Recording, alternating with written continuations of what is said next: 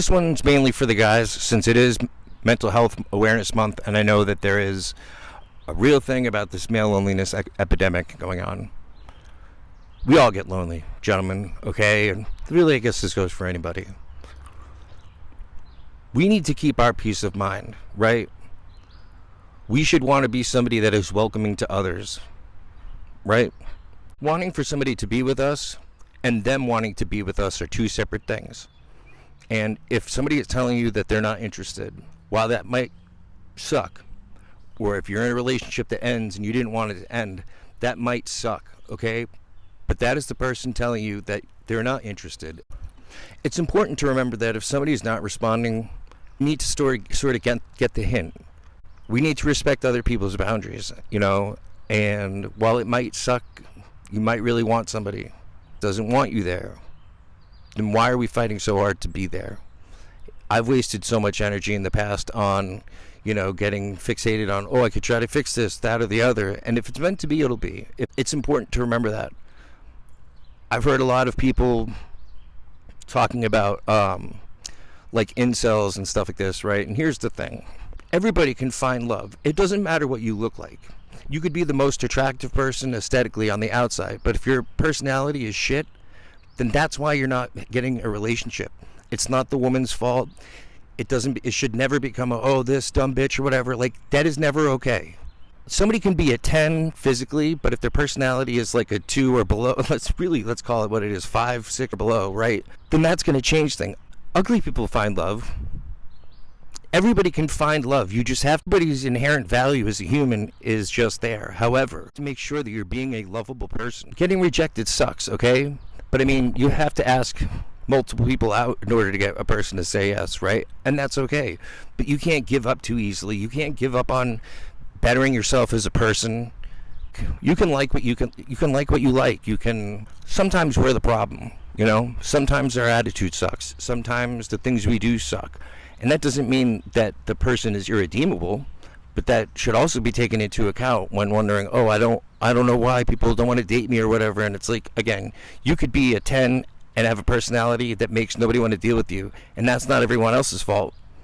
That's not everybody else's responsibility to try to figure out how to go around.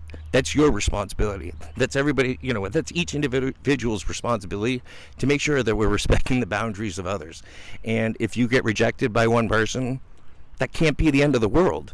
There's other people out there. And then if you take that energy from rejection, whether it be from, hey, I'm going to ask this person out, and they said no, and then that's the end of the world. Try again. Figure out either it was your delivery or it was just the person not interested. You know what I mean? But then to just be like, every woman is dumb, or grow up.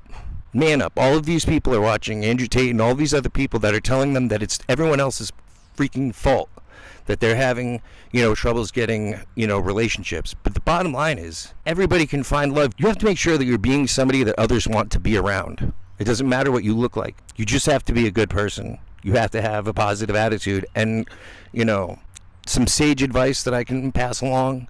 When I was homeless, I was in a relationship. I was able to be in several different relationships throughout that time. And you just have to make sure that you're being a person that others want to be around. If we're only listening to people who tell us that everyone else is the fault of if we're only listening to people who tell us that everyone else is the fault, the reason of our problems. Nope, that's not what it is. What are the words? What is English? I promise I've done this before. This is not my first time speaking. If everyone that you're paying attention to, if every person you're looking to for guidance, if everyone is always telling you that everyone else is to blame for your problems, you need to take a step back. It's statistically impossible for it always to be other people's fault. Now there's a phrase, if one person tells you that you have a tail, they might be lying.